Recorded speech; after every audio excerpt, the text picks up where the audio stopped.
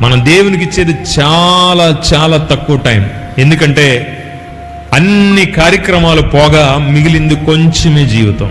ఈ కొంచెం జీవితాన్ని నీ కోసం, నీ కుటుంబం కోసం, నీ పిల్లల కోసం, వాళ్ళని పెంచడానికి, వాళ్ళు పెళ్లిళ్ళు చేయడానికి, మనవలను చూసుకోవడానికి అయిపోతుంది. ఇంకా నీ జీవితంలో నువ్వు దేవుని కోసం ఏమి కష్టపడ్డావు, దేవుని కోసం, దేవుని పని మీద, దేవుని యొక్క నామంలో, లేక దేవుని పేరిట, దేవుని కొరకు నువ్వు ఏదైనా చేయగలిగావా అంటే నథింగ్, ఏం లేదు.